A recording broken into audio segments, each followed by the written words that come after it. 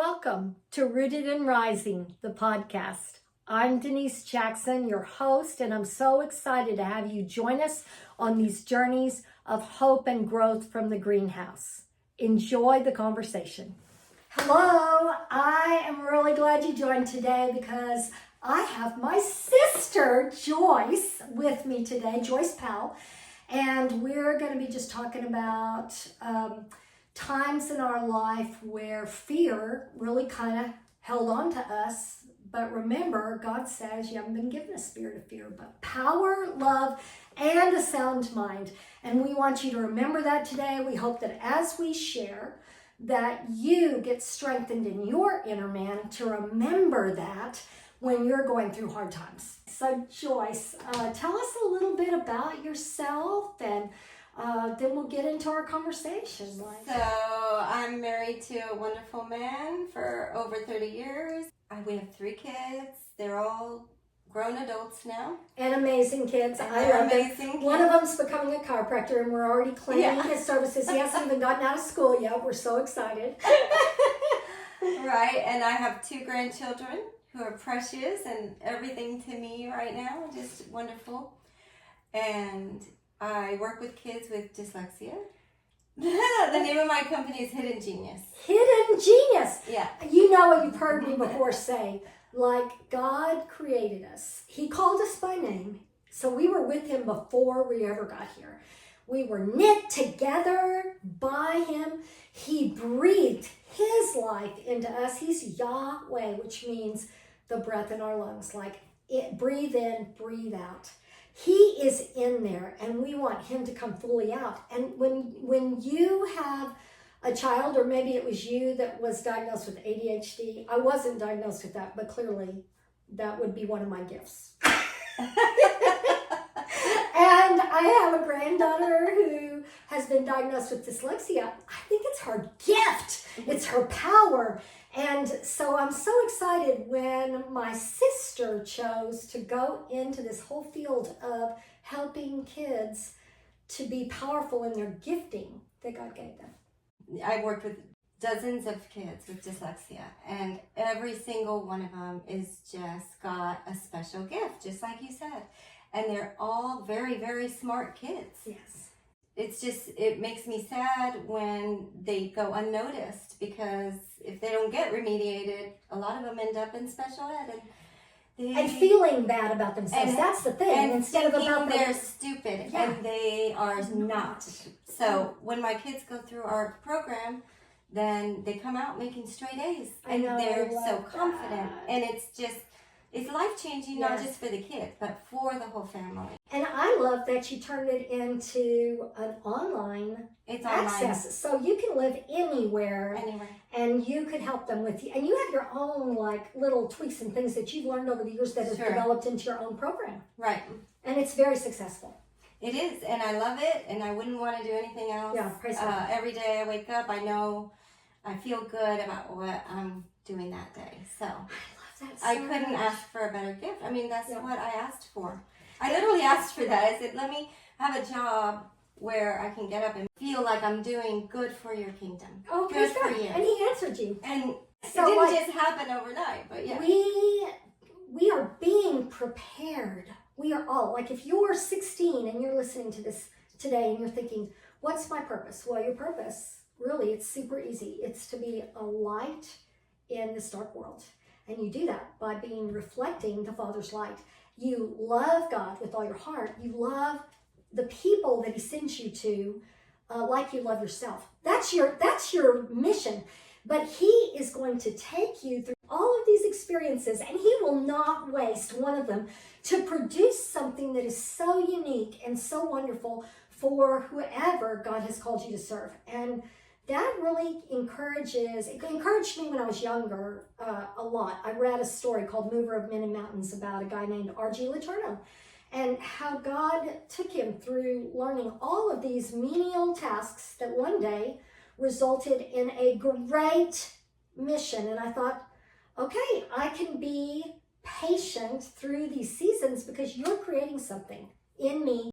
And now you're saying it, Joyce. He created something in you Mm-hmm. using all of those talents. Yeah. Like, it's amazing. My kids just give me joy, too. Yes. You know, my And students. you do too. You give them that joy.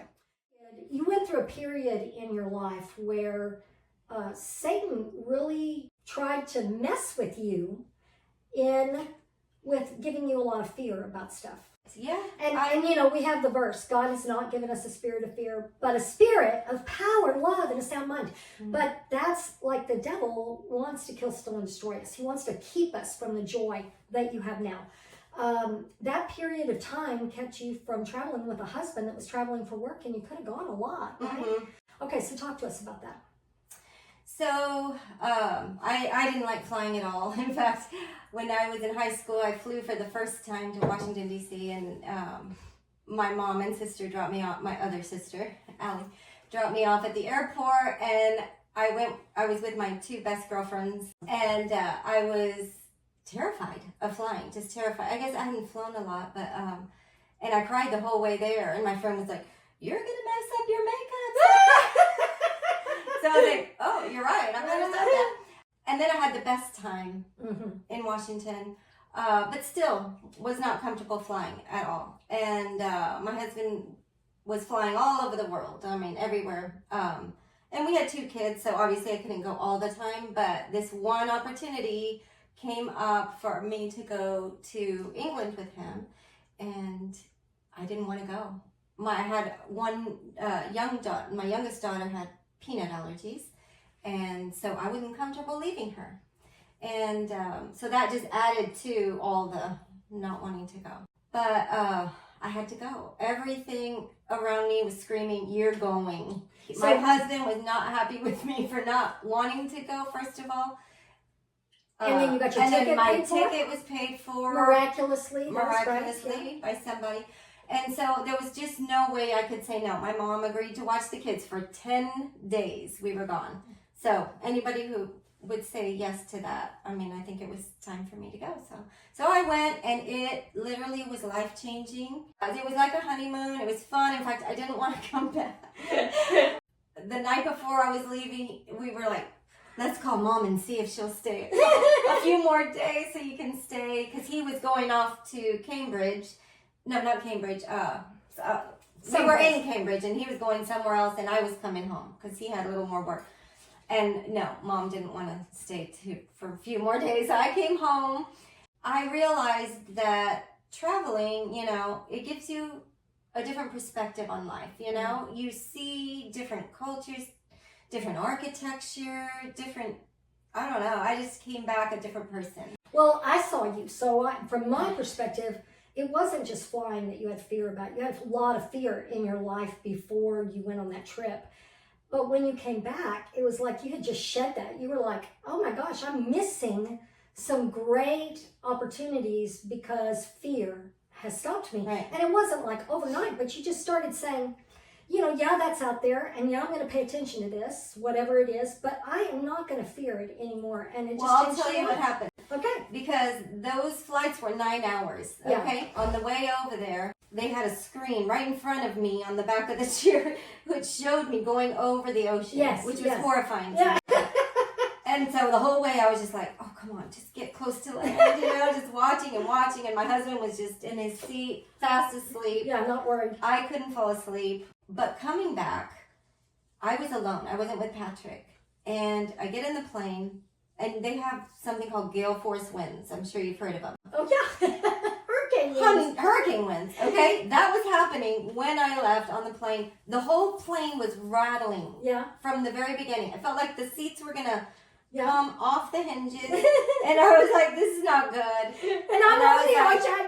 "Okay, God, I have 2 daughters, and you just have to surrender." Like, it's, and then you realize life is in His hands. It doesn't matter how hard you try and control things. Yes. It doesn't matter, you know, it's a waste of time to do that, honestly. Like, if there's one thing I could tell, like, my kids and the people who are watching today, is just realize who's in control. And when you do that, you get such a peace about you. You know that if I'm not supposed to go on this trip, He's going to find something that's going to get in the way of it. If I'm not supposed to, you know, take this student or Yes. whatever. He's going to take that. I know he's in control of every little step because I can look back, you know? I can look back. It's your book of remembrance. And Yeah. he tells us when we remember what he's done, then when we're going through something again, we say, wait, he already was there then. He's going to take care of this. Whatever I have, like, you know, I'm going through all this blood pressure craziness right now. That's what I say.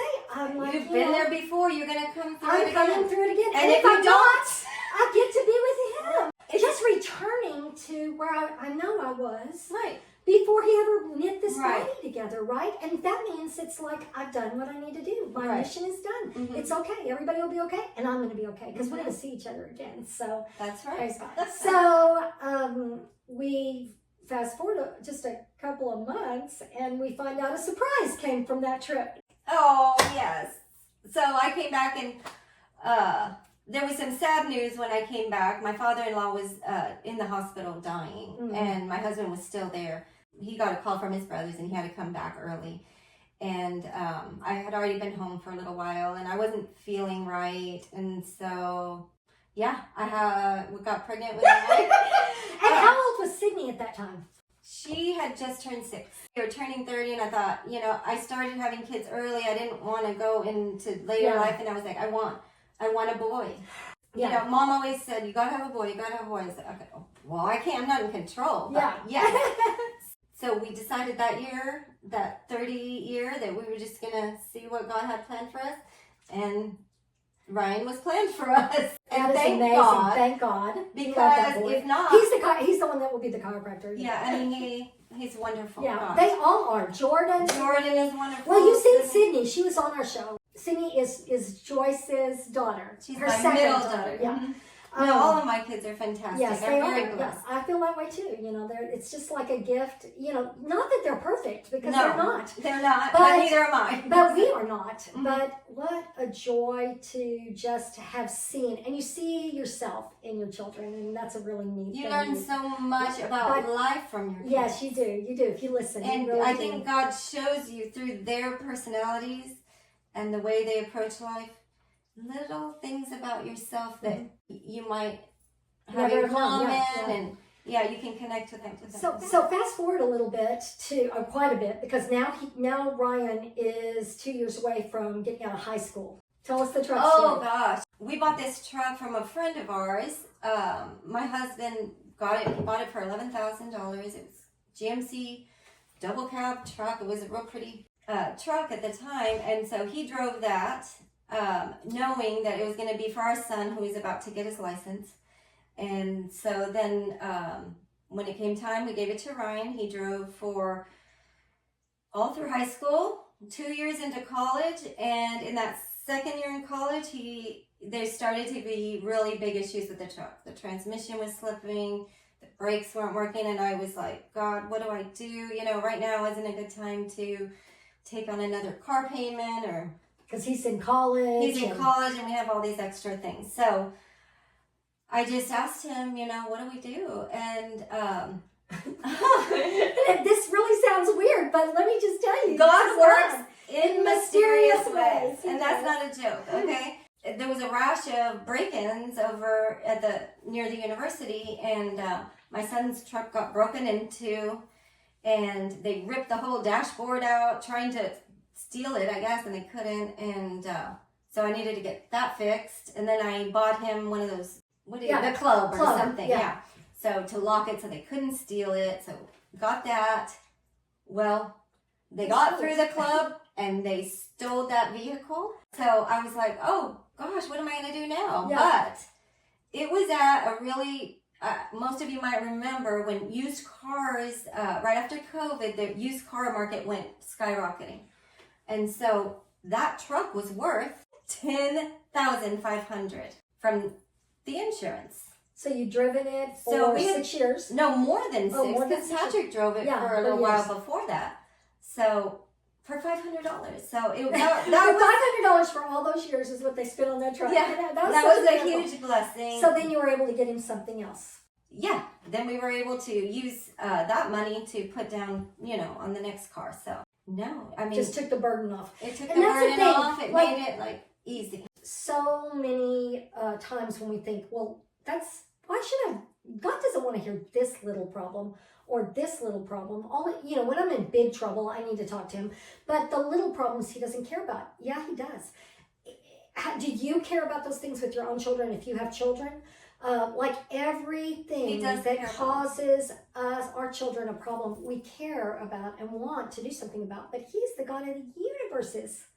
That's who he is. And he is our dad. He's our Abba.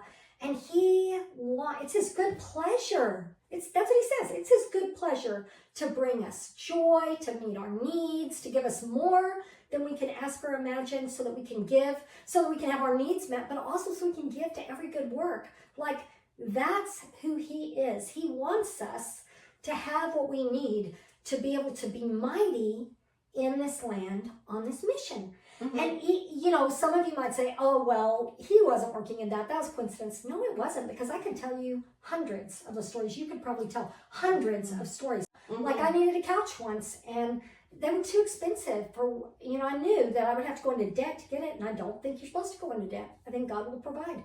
And then miraculously, we found this couch that was a showroom couch for $300. So it was normally $5,000. Yeah, tell a story. First of all, I was moved by God. Like, I knew he wanted me out. So I called my best friend who's a realtor, and I told her, and she is a mover and a shaker, And so the next day she's like, okay, we got to get the people in to start painting, fixing, blah, blah, blah. And I just paused for a minute, and I was like, I don't know if I'm ready to do this. I don't know. Okay. Yeah. And I didn't even know why I was moving, but I knew that I was supposed to move. Yeah. I just felt it. So anyways, we went through everything, and Patrick and I didn't know where we were moving. We just knew we were moving. Yes. Okay. And he was good with it. He was trusting that you were hearing that was the weirdest part. Yeah. Okay. That was the weirdest part, because my husband wouldn't be doing this. So everything, I always tell my kids, if it's meant to be, it's all going to fall into place. And y'all are going to be in agreement. And you're going to be in agreement. Because I think that's for your protection. God gives us those men, this relationship. Us for them, and them for us. If you're not in agreement, you need to stop. Because that agreement is, okay, we're both hearing from God, so it's the right direction. Right. Otherwise, we may be hearing a voice we don't need to be hearing. Right. Yeah. So we continued. The house sold. We got 3 or 4 offers on the first day, over what we were asking. Oh my gosh. Which was incredible. But I had priced it. I told her, let's price it high, because I don't know where I'm going. Yes, yeah, we don't know what it's going to cost. We're not really sure. So, but then they came back. I had priced it high, so they went even over that. Oh, wow. It was such a blessing. We had looked at a few houses. We had looked at a friend of ours' house, one of our son's friends, and one of my great friends at the time was moving. She was moving to Dallas, and she said, why don't you look at the house? Why don't you come? And it really wasn't the house that I wanted. Yeah. At the time I wanted it move-in ready. I didn't really want to do anything, and it's a beautiful home, but I couldn't see it the way I wanted it. So we decided that wasn't for us. And we kept looking, and thankfully my sister let us live with her for a few weeks while we were, transitioning. But finally she called me and said, can you come back and look at it again? I really want you to come look at it again. And she was asking what she wanted for the house, and what we could afford at the time was a different amount. Mm-hmm. And I told her, please don't be offended. But she kept persisting with me. So I said, this is what we can afford. And it turned out that was what she needed. I mean, wow. And so we made her an offer. She countered it with an extra $1,000 or something. And we agreed, and we went forward with the house. But the best part is, Patrick's parents had given us this beautiful piano, like an antique piano. And you don't just move those things willy-nilly, Yes, yes. So she agreed to let us move the piano into her house before we actually closed and did all that stuff. So that was incredible. Like, all of it just kind of fell into place. I knew I was moving. I was doing God's plan. It was just all... Everything was lining up, yes. And I can say that now, you've lived that house for how long now? 10 years. And her house is where we all gather. It is. It's like the perfect house. And he saw what you couldn't see right in the beginning. it's so your house now. It looks like you. It feels like you and Patrick. It's so welcoming and easy to be in. And we've had so many memories in the house and the backyard. I love the backyard, you know. So that's the thing too. Like you have to walk forward. He's going to close the doors that need to be closed.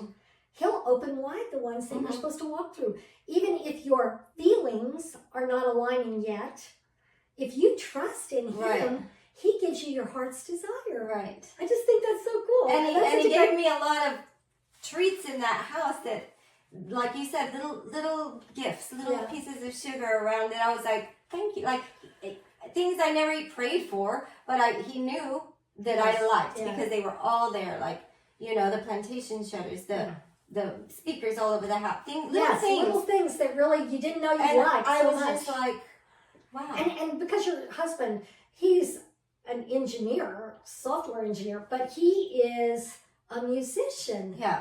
And so music has always been really important to him. So that was like something that was the extra. Cactus Flats. Watch him on Spotify. Say it again, Patrick. He's Cactus Flats. Cactus Flats. Yes. And he may be playing in Wimberley soon. Yeah, we might schedule another good reason to come visit me in Wimberley. Thinking back, like when you and Patrick first got married, I know when Lee and I first got married, just thinking about fear, how the devil, you know, really can get in there, and agreement with your husband is so important. But we didn't know that when we first got married, right? So do you have any stories about that season where you felt like you were just digging your heels in and probably you shouldn't have been, but does that anything like that come to mind? And then how God has changed you over the years? Well, he certainly has changed me over the years. Both of us. That's right. Liz changed. There is power to a praying wife. So power for a praying wife. I love that because we do. No, pray seriously. Yes. Like both of us are completely different people than when we got married. Yeah. But in a great and wonderful way. And still complement and we're best each other. friends. Yes, and we are too. Which is like weird because like not that many people experience that, but like. Lee is exactly my opposite in initial personality. Like I'm pretty outgoing. Lee's very quiet. He likes individual conversations, so parties are not his thing, but he'll go because of me. The crowd is like energizing to me, you know, talking to each person from time to time, not always, but so we had these extreme differences, and the way we communicated was very different. Like when I was mad about something, it would build up for a long time, and then it would just hit him in the face. And I wanted him to argue with me. I wanted the argument. I was like ready because I'd had it up to there. And Lee would walk out of the room. He's like, I'm not doing this. I've told the story. I don't know if I've told it on here, but we actually drove to a Motel 6, 2 hours away. Had kids watch. Somebody watched our kids. And the whole way, I argued with him. And I found out, oh my gosh, if I get him in a car and have to go somewhere, he's gonna have to listen to me. Oh dear. Poorly. It was poorly. But it really worked out good because he could finally hear me and I could finally hear him. But later, I realized when I got that angry, it usually wasn't because of Lee. It was because of all the frustration that was building up in my life. And he was the only one that I really thought would love me forever. And so he would take that. And so then we got to the point where that's horrible too. It was, but this is what we got to the point where I just said, look, when we were not mad at each other, I said, you know, what I really just need in those times is for you to take me in your arms and hold me and hug me and tell me it's going to be okay. And he goes, really? That's easy. Yeah. So then, you know, we went from I would scream, he would leave. Then I caught him in the car and we talked through stuff. And then he'd hug me, and then we could sit down and we could really have conversations that were meaningful. That is so wonderful. Because I had to do that with Patrick too. You kind of have to tell them what know. Women are kind of more needy than men, but they're just different from men. The way you want to be loved, right? They don't always know. So if you tell them, they wanna love you. I think if they love you, and they'll work on things like that. Well, and you start working on things like finally I realized I'm hurting him when I'm yelling at him. You are. But he does take it still, but like if I'm very upset. I want to say something about anger. Yeah. That I heard and that I found a lot of truth in that anger comes from something's not going your way. Yeah, yeah. And so that's a problem that, and that we need to, surrender that to God. That's right. And so when you realize that, you don't get angry as much. You know what I mean? No, that's You're right. like, well, I'm not in control. You know what I mean? Yes. I mean, we're human and we can We're put going our to, input. yeah. And we are going to, But we can't let it come to that violent of a feeling. You know what I mean? Yeah. And you say things and then you say the next day, like, really, I didn't mean that. I know. And I'm so sorry. But if you do that long enough, you hurt somebody. You do. And it drives them away. That's and we don't right. want that. So God protected me So because it didn't go long before I was able to, somebody said to me, you need to tell your husband how you're feeling and what you want. Because if he doesn't know. Yeah. We went through a real big scare when he got prostate cancer, which he was older. We were both older. But you know what he needed during that time? When he was out of control, because men are even more so wanting to have control and order in their lives. He needed hugs. He just needed me to hold him. So Same thing. I feel like, and we're just human. Yeah. It's human, but guys are, they're supposed to be our protectors. So it's so hard for them when they go through something that they have zero control in. Mm-hmm. They have to surrender to God. They need to feel those hugs too, and that everything's going to be okay. You've got shelter from the storm. And Lee was relying on God all through that, but he did need hugs. So I also heard this, and you're marrying this person to help them and them to help you get into heaven. Oh, praise God. I love that. That's good. Okay, so we're right at the end of our time. But if you have something that you would like to share with these women that you hope they remember from a lesson you've learned, please do. And then I'll pray and then we'll close. I'll reiterate what I said earlier, is not to fear. I had a lot of fear when I was first married with 2 young babies, trying to control everything. And I look back now and I didn't need to fear. I worried about providing for college, and I worried about my kids going to public school. Every step of the way, God was leading me into doing the right things to get them through this. And then in college, He provided the funds. I mean, we didn't save tons of money with our first child, so we didn't have everything for her to go to college. But I told Patrick, if she's supposed to go, she's going to go. God's going to provide. And He provided big. I won't say how, but He did. And it was unmistakable that was for her college. Mm-hmm. And so every time we get money, it goes to our children. And we are blessed even more when like my kids say, sorry, Mom, I don't want you to give us, have to do this for me. And I said, you know what? That's what I'm here for. Like every time I bless you, God blesses us. So it's a blessing. Because that money is flowing through us. We're not supposed to hold on to it. He gave it to us. Lee and I would laugh after a while because when we need something, we pray, and all of a sudden the funds come in for that thing, but then it goes out the door for that thing, and so we don't have it, and we're laughing but that's exactly how He works. If you're trusting in Him, He just takes care of every need right at the right time. He speaks to you. He speaks to y'all. If you ask, He's going to speak to you. He's going to speak to you. He wants you to know Him. And He will meet every need in your life. You don't have to manipulate things. Just ask Him and keep asking Him. And until you see it, you stand on His word that He'll provide for every need. Let me pray for us today. Father, I just thank You for this wisdom that has come to the surface about fear, and the reminder that You didn't give us a spirit of fear that comes from the enemy, but You gave us a spirit of power and love and a sound mind.